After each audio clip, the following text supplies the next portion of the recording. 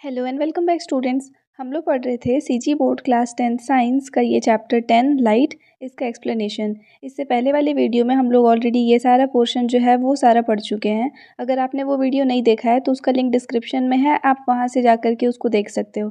तो आज हम लोग इस वीडियो में पढ़ेंगे formation of image of point object by plane mirror. अब प्लेन मिरर के थ्रू किसी भी पॉइंट ऑब्जेक्ट का जो इमेज है वो कैसे बनता है, उसके लिए यहाँ पे एक फिगर दिया हुआ है। इस फिगर को एक्सप्लेन करते हुए मैं आपको समझाती हूँ। तो फर्स्ट थिंग यहाँ पे दिया है कि एक पॉइंट ऑब्जेक्ट लिए हम लोग ओ, जिसको कि प्लेस किए हैं हम लोग प्लेन मिरर के सामने। तो ये आपका प्लेन मिरर है एंड इसके सामने में यहाँ पे ये पॉइंट ऑब्जेक्ट ओ जो है वो प्लेस्ड है। अब लाइट रेज जो है वो इस ऑब्जेक्ट से निकल करके मिरर पे पड़ेगा और मिरर से वो रिफ्लेक्ट होकर के दूसरे डायरेक्शन में आएगा। अब जब आप इसको यहाँ पे देखोगे मिरर में तो आपको ऐसा लगेगा कि ये जो लाइट रेस है ना, जो एक्चुअल में इस ऑब्जेक्ट से आ रही है, पॉइंट ओ से आ रही है, वो आपको क्या लगेगा, लाइक वो यहाँ से इमर्ज होके आ रहा है पॉइंट आई से। इसी पॉइंट आई को इस ऑब्जेक्ट ओ का वर्चुअल इमेज बोलते हैं। ये जो वर्चुअल इमेज है इसको प्रोड्यूस करने का सिंपल तरीका है कि जो भी इंसिडेंट रेस हैं और जो रिफ्लेक्टेड रे है, तो रिफ्लेक्टेड रे को हम लोग बैकवर्ड डायरेक्शन में प्रोड्यूस कर दें। यानी कि ये इंसिडेंट रे था और इससे रिफ्लेक्ट होकर ये रे आया, तो इसको जब बैकवर्ड डायरेक्शन में प्रोड्यूस करेंगे, फिर यहाँ से ये रे आ रहा था जो किस साइड आया है, इसको भी बैकवर्ड में प्रोड्यूस करेंगे एंड नेक्स्ट वाले को भी। तो ये सारे बैकवर्ड में जाने के बाद एक पर्टिकुलर पॉइंट पे जाकर के एमर्ज हो जाएंगे और इसी पॉइंट को हम लोग उस ऑब्जेक्ट का वर्चुअल इमेज बोलेंगे। आगे देखते हैं। नेक्स्ट टॉपिक है distance of image from plane mirror. तो किसी भी प्लेन मिरर से इमेज का कितना डिस्टेंस होता है। तो जब भी आप प्लेन मिरर के सामने खड़े होते हो तो आप ऑब्जर्व करोगे कि जो आपका इमेज है वो ऑलमोस्ट सेम डिस्टेंस पे ही प्रोड्यूस होता है बिहाइंड द मिरर। यानी कि अगर आप जैसे यहाँ पे देखो, ये ऑब्जेक्ट मिरर के सामने रखा हुआ है, तो इसका ये जो इमेज बन रहा है उसमें यहाँ पे फिलहाल ये स्टेटमेंट बोल रहा है कि ये जो डिस्टेंस है एंड ये जो डिस्टेंस है वो इक्वल है।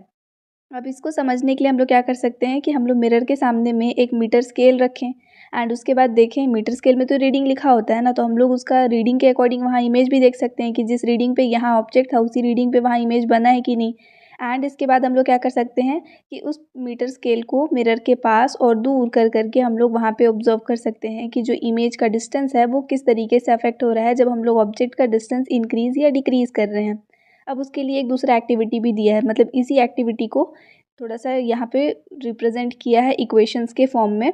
तो कंसीडर करो एक ऑब्जेक्ट ओ जो कि यहाँ पे दिया हुआ है और ये एक प्लेन मिरर एम डैश इस मिरर के सामने में रखा हुआ है। According to law of reflection जो लाइट रेज ओ ए से पड़ेंगे, ठीक है, ओ ए ये जो लाइट रे है वो जब यहाँ पड़ेगा प्लेन मिरर में तो ऑब्वियसली वो क्या होगा, रिफ्लेक्ट होगा।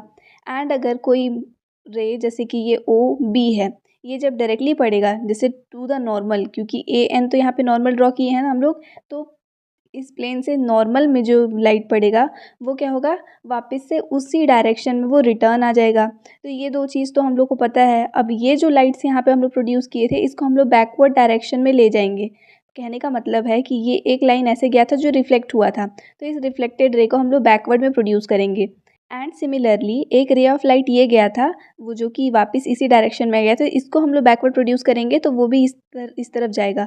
अब ये दोनों लाइन जहाँ पे जाकर के मीट हो रहा है ना वो हो जाएगा इस ऑब्जेक्ट का वर्चुअल इमेज। तो ये बना है आपका इमेज आई।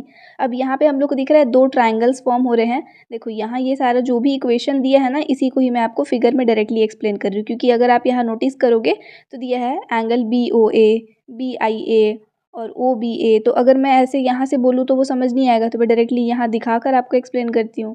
तो यहाँ पे ये बोल रहा है कि हमारे पास दो ट्रायंगल्स है, यहाँ पे एक ये फॉर्म हो रहा है और एक ये ट्रायंगल फॉर्म हो रहा है यहाँ। अब इसमें आप देखना ये वाला जो एंगल है एंगल ओ बी ए, यानी कि ये वाला एंगल वो कितना है यहाँ पे 90 डिग्री। नेक्स्ट हम लोग देखेंगे ये जो एंगल है आई बी ए, यानी कि ये वाला एंगल ये भी 90 डिग्री है। तो इन दोनों ट्रायंगल्स में ये एंगल जो है वो कॉमन है। नेक्स्ट थिंग हम लोग देख सकते हैं यहाँ पे ये वाला एंगल जिसको कि हम लोग बोल रहे हैं यहाँ फिलहाल इंसिडेंट एंगल। अब वो कैसे, तो जब ये लाइट ऐसे पड़ा है और यहाँ रिफ्लेक्ट हुआ है और ये हम लोग नॉर्मल ड्रॉ किए थे तो ये इंसिडेंट एंगल हो जाता है। अगर ये इंसिडेंट एंगल है तो यहाँ आपको दिख रहा है ये जेड फॉर्म हो रहा है, तो ये वाला एंगल क्या हो जाएगा, ऑल्टरनेट अपोजिट एंगल है ये भी, तो ऑल्टरनेट एंगल्स भी इक्वल होते हैं। तो आई और ये एंगल जो है इक्वल है। सेकेंड थिंग, आई और आर जो है वो इक्वल होता है। तो ये आपका रिफ्लेक्शन वाला एंगल था, इंसिडेंट एंगल, और ये रिफ्लेक्टेड वाला। तो ये वाला जो एंगल है और ये है वो भी यहाँ पे सिमिलर हो जाएगा। नेक्स्ट हम लोग देखेंगे ये जो प्रोड्यूस हुआ है इसी में से ही हम लोग दो लाइन्स ऐसे लेके आ रहे थे और ये दोनों लाइन पैरेलल है। देन उसका मतलब सिंपल ये है कि ये एंगल और ये एंगल क्या हो जाएगा, इक्वल हो जाएगा, कोरिस्पॉन्डिंग एंगल्स हैं। अब इस केस में देखो हमारे पास में ये एंगल, ये एंगल, ये एंगल और ये एंगल चारों के चारों इक्वल हैं। अभी हम लोग को कंसीडर करना है इस ट्राइंगल में, इन दो ट्राइंगल्स में। तो हमको इन दोनों ट्राइंगल्स में एक ये दो एंगल जो है वो कॉमन मिल गया 90 डिग्री। उसके बाद ये दोनों एंगल जो है वो भी कॉमन मिल गया कि सेम है। अब जब हम लोग देख रहे हैं और क्या चीज़ दिख रहा है आपको, ये वाला साइड, दोनों ट्राइंगल का ये वाला जो साइड है वो कॉमन है, ए बी बोलो या बी ए बोलो, ये साइड कॉमन है। तो किसी एक ट्राइंगल में जब दो एंगल्स और एक साइड जो है वो कॉमन हो जाता है, देन यहाँ पे हम लोग बोल सकते हैं कि ये जो दोनों ट्राइंगल्स है वो क्या है, कॉन्ग्रुएंट ट्राइंगल्स है बाई CPCT। एंड इसके वजह से अगर ये कॉन्ग्रुएंट ट्राइंगल्स हैं दैट मीन्स इसके सारे एंगल्स जो होंगे वो आपस में इक्वल होंगे। ठीक है, ये वाला है और ये वाला एंगल, ये दोनों एंगल तो है इक्वल और ये दोनों भी है इक्वल, सारे एंगल्स भी इक्वल होंगे और सारे साइड्स जो होंगे वो भी इक्वल होंगे। कॉन्ग्रुएंट ट्राइंगल्स के लिए तो हम लोग यही चीज़ पढ़े हैं मैथ्स में, आप रिकॉल कर पा रहे होंगे। देन उसके अकॉर्डिंग हम लोग बोल सकते हैं कि यहाँ पे जो IB है और OB है वो दोनों साइड भी इस ट्राइंगल का सेम हो जाएगा। और अगर अब मैं इसको ट्राइंगल की जगह वापस से कंसिडर कर लूँ ऑब्जेक्ट A और इमेज I वाली चीज़ में, तो आपको दिखेगा कि जब ये दोनों जो है साइड सेम था दैट मीन्स ये दोनों जो डिस्टेंस है मिरर से वो सेम है, किसका, ऑब्जेक्ट का भी और इमेज का भी। अब इससे रिलेटेड यहाँ पे एक क्वेश्चन दिया है आपको, एक ऑब्जेक्ट है जो कि प्लेस्ड है 30 centimetre apart from the mirror. अब यहाँ पे आपको फाइंड करना है total distance between the object and image from the plane mirror. तो यहाँ पे आप देखो कि एक प्लेन मिरर था एंड इसके सामने में एक ऑब्जेक्ट रखा हुआ है, उसका डिस्टेंस यहाँ दिया हुआ है 30 सेंटीमीटर।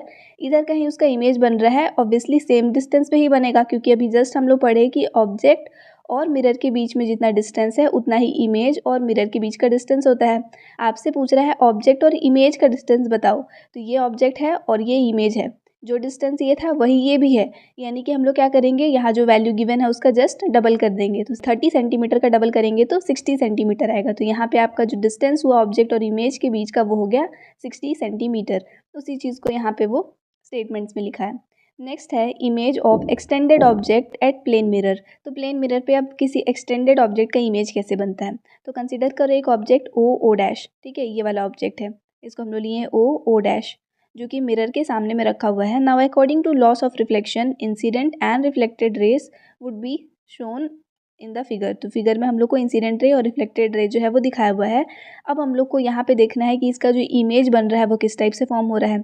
अब देखना, लाइट जो है वो पॉइंट O से जब आ रहा है, ठीक है, हम लोग पॉइंट O को कंसिडर करते हैं। पहले पॉइंट O से लाइट रे आया, यहाँ आया, इधर रिफ्लेक्ट हुआ, और फिर सेकंड एक और रे आया है वो भी इधर रिफ्लेक्ट हुआ है। दोनों रेस को जब हम लोग प्रोड्यूस करके बैकवर्ड लेकर के जाएंगे, वो जहाँ जाके मीट होगा वहाँ पे इसका इमेज बनेगा। तो ऑब्जेक्ट O जो हम लोग बोल रहे थे उसका इमेज यहाँ I पे बन रहा है। देन O डैश से जो भी रेस निकल के आ रहे हैं वो इधर जा रहे हैं, इनको बैकवर्ड प्रोड्यूस करोगे तो I डैश में जा कर के वो मीट होगा। तो O और O डैश का जो इमेज है वो I डैश पे फॉर्म हो रहा है। When you look yourself in mirror, do you see any difference in the size of image of yourself? Is the height of the image same as your height? तो जब आप अपना image देखते हो मिरर में तो क्या कोई डिफरेंस देखने के लिए मिलता है, या फिर जैसा आपका साइज़ है, जितना आपका हाइट है सेम उसी हाइट का इमेज जो है वो फॉर्म होता है। अब ऑब्वियसली यहाँ पे हम लोग को इसमें इसी चीज़ को समझा रहा है कि जब इमेज बनता है तो उसका साइज़ क्या होता है, यहाँ पे सिमिलर होता है जब हम लोग प्लेन मिरर की बात कर रहे हैं तब। लेकिन यहाँ पे अब बहुत सारी कंडीशंस हैं जो इसको अफेक्ट करेंगे। जैसे हम लोग इस फिगर में देख सकते हैं, यहाँ पे ये एक पर्सन है और इसके सामने में दो ऑब्जेक्ट है, ऑब्जेक्ट 1 और ऑब्जेक्ट 2।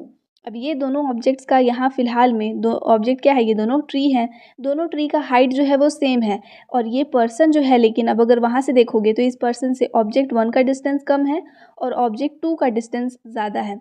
अब डिस्टेंस ज़्यादा होने के वजह से क्या होगा कि इसको जो ऑब्जेक्ट 1 है वो बिगर दिखेगा इन कंपैरिजन टू ऑब्जेक्ट 2। तो यही केस होता है यहाँ पे कि जैसे आप डिस्टेंस की बात हो रही है, डिस्टेंस से रिलेट कर सकते हैं हम लोग कि जो सामने वाला सब जो भी चीज़ है ऑब्जेक्ट है उसका आपको इमेज कितना बड़ा दिखेगा। और आप इसको रिलेट भी कर पा रहे होगे, अगर सेम साइज़ के ट्रीज आपके सामने होते तो पास वाला ट्री जो है वो आपको बिगर दिखेगा एंड जो स्मॉल वाला, जो दूर वाला है वो आपको स्मॉल दिखेगा। Therefore, when we bring the pencil closer to us, its image is formed further behind the mirror. Because of this, the distance between the image and our eyes increases. This leads to decrease in the angle made by the image with our eyes. This is the result of object looks smaller. यानी कि जब हम लोग के पास में एक pencil है, आप ये एक्सपेरिमेंट को अपने खुद के साथ भी कर सकते हो कि आपको मिरर के सामने खड़े होना है एक पेंसिल लेकर के, और आपको क्या करना है, उस पेंसिल का जो डिस्टेंस होगा ना मिरर से, उसको इंक्रीज़ और डिक्रीज़ करना है। जैसे आप जब इस पेंसिल को पास लेकर जाओगे तो इसका जो भी इमेज बनेगा वो आपको बड़ा दिखेगा, और जब आप इस पेंसिल को दूर लेकर जाओगे तो इसका जो इमेज बनेगा वो आपको छोटा दिखेगा, जस्ट बिकॉज यहाँ पे डिस्टेंस जो है वो इंक्रीज़ हो रहा है। नेक्स्ट देखते हैं हम लोग, what is the minimum size of mirror required to view a full image. ये बहुत ही इंपॉर्टेंट टॉपिक है स्टूडेंट्स इस लेसन का, आपको इससे रिलेटेड क्वेश्चन आंसर्स भी मिलेंगे एक्सरसाइज में। तो पूछ रहा है कि आपको अगर अपना फुल इमेज देखना है तो मिनिमम कितने साइज़ का मिरर जो है वो रिक्वायर्ड है यहाँ पे। अब इस फिगर में आप देखना, एक पर्सन दिया हुआ है जिसको कि यहाँ पे हम लोग देख रहे हैं कि प्लेन मिरर के सामने खड़ा किए हैं। अब ये जो प्लेन मिरर है उसको यहाँ पे रिप्रेजेंट किए हैं एम डैश से, और इस एम डैश का एक छोटा सा सेगमेंट यूज़ किए हैं पी क्यू।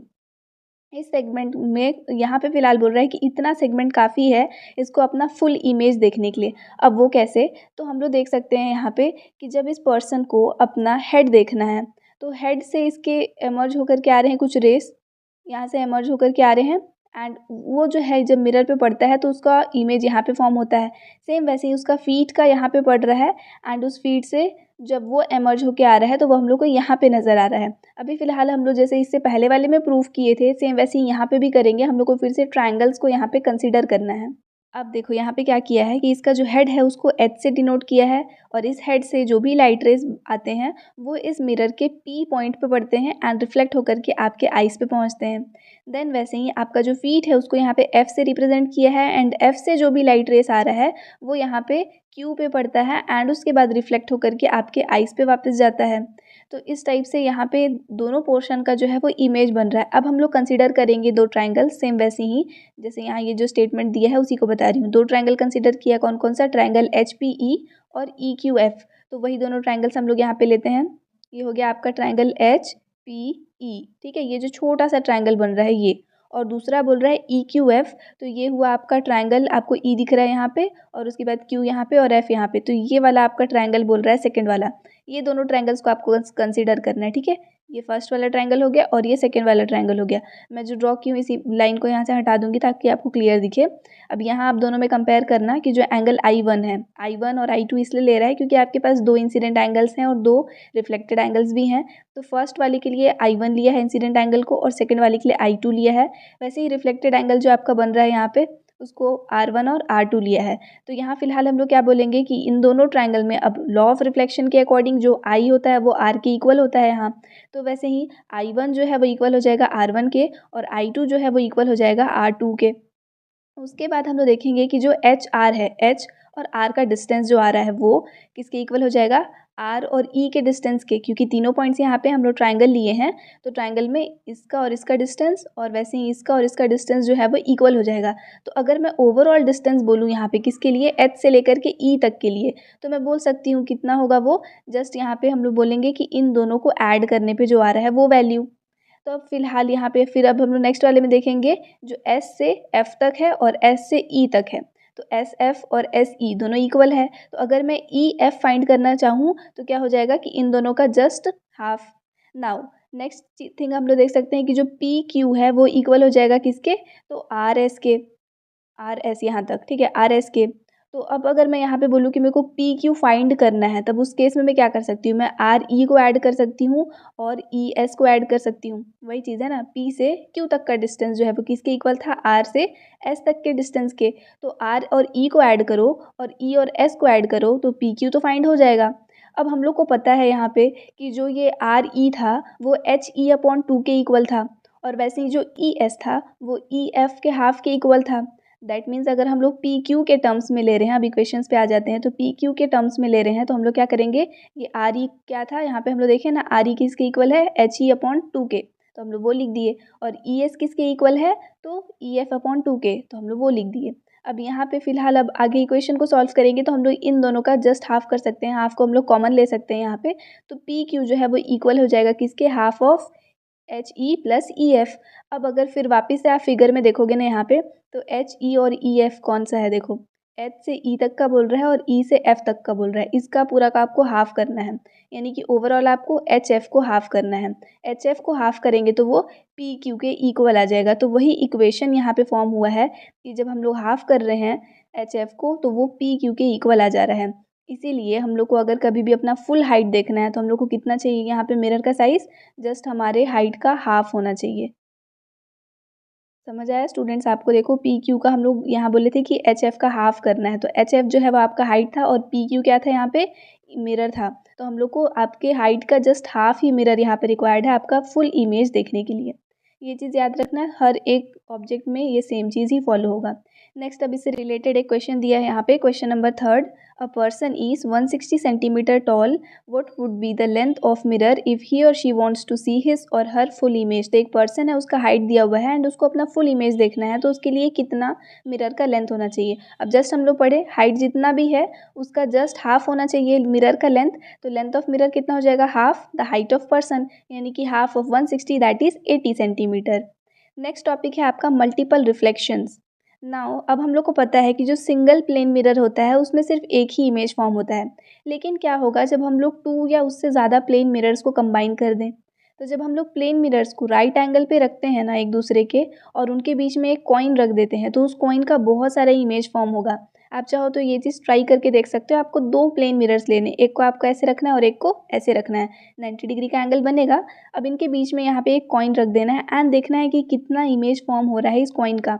ये चीज़ आप बार्बर के शॉप पे भी देखे होंगे, बॉयज़ के लिए स्पेशली ये चीज़ होगा कि सामने भी एक मिरर लगा होता है जिसके सामने आप बैठे हुए होते हो, और आपके बैक साइड में भी एक मिरर लगा हुआ होता है। अब ये दोनों से रिफ्लेक्ट होकर के आपके बहुत सारे इमेजेस जो हैं वो बन रहे होते हैं। तो यानी कि मल्टीपल रिफ्लेक्शन इसी चीज़ को बोलते हैं, जब हम लोग मिरर्स को कंबाइन करते हैं एंड उसके बाद उनके बीच में कोई ऑब्जेक्ट रखते हैं एंड उनका इमेज देखते हैं। अब इसके लिए यहाँ पे देखो इससे रिलेटेड क्वेश्चंस भी आपके आते हैं। यहाँ पे एक सेटअप दिया हुआ है, ये 2 प्लेन मिरर्स था जिसको 90 डिग्री पे यहाँ पे रखा और बीच में ये ऑब्जेक्ट रखा है। इसका इमेज अब देखो इस वाले मिरर से रिफ्लेक्ट होकर के यहाँ बन रहा है और इस वाले मिरर से रिफ्लेक्ट होकर के यहाँ पे फॉर्म हो रहा है। एंड इसके अलावा आप देखोगे तो फिर इमेज आपको यहाँ पे भी देखने के लिए मिल रहा है। इतने सारे इमेजेस यहाँ पे बन रहे हैं। अब ये कैसे हो रहा है कि ये जो आपका इमेज था, ऑब्जेक्ट था, उसका ये वर्चुअल इमेज हुआ एंड ये भी वर्चुअल इमेज हुआ। अब ये जो वर्चुअल इमेज है वो यहाँ पे एक वर्चुअल ऑब्जेक्ट के फॉर्म में वर्क करेगा एंड फिर इस वर्चुअल ऑब्जेक्ट का इमेज जो है वो फॉर्म हो जाएगा। सेम वही चीज़ यहाँ से भी बोल सकते हो कि ये वर्चुअल इमेज जो है वो वर्चुअल ऑब्जेक्ट का यहाँ पे वर्क किया एंड इस वर्चुअल ऑब्जेक्ट का फिर एक वर्चुअल इमेज यहाँ पे फॉर्म हो रहा है। तो इस टाइप से बहुत सारे इमेजेस जो हैं वो फॉर्म होते हैं एंड इसी प्रिंसिपल पे कैलिडियोस्कोप भी वर्क करता है। हम लोग कर सकते हैं यहाँ पे कि मिरर को अरेंज कर दे डिफरेंट एंगल्स में। जैसे यहाँ तो फिलहाल 90 डिग्री था ना, तो इसकी जगह 30 डिग्री, 45 डिग्री, 60 डिग्री, 120 डिग्री और 180 डिग्री एक्सेट्रा। हर केस में जो इमेज बनेगा ना वो अलग अलग होगा, मतलब नंबर ऑफ़ इमेजेस यहाँ पे डिफरेंट होंगे। तो नंबर ऑफ़ इमेज फाइंड करने के लिए ये एक फार्मूला होता है, 360 डिग्री अपॉन थीटा माइनस 1। ये फार्मूला आपको याद करना है क्योंकि इससे रिलेटेड क्वेश्चंस आते हैं। अब जैसे हम लोग यहाँ वाला जो फिगर दिया था उसमें 90 डिग्री का एंगल लिए थे ना, तो थीटा के प्लेस में हम लोग को 90 रखना है। तो 360 डिवाइडेड बाई 90 माइनस 1। जब आप सब्सट्रैक्ट करोगे, अब देखो आप यहाँ पे इसको सॉल्व करो, ये 0 तो कट हो जाएगा और 9 के टेबल में ये 360 4 टाइम्स में आता है, तो आपको करना पड़ेगा क्या, 4 minus 1।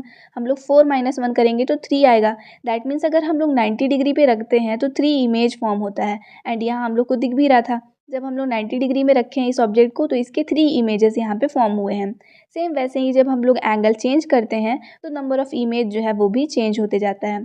So I hope students यहाँ तक आपको ये जो लेसन है उसका एक्सप्लेनेशन कम्प्लीटली समझ में आ गया था। अब नेक्स्ट वीडियो से हम लोग पढ़ेंगे रिफ्रैक्शन ऑफ लाइट। रिफ्लेक्शन वाला सारा जो पोर्शन था वो अब कंप्लीट हो गया है।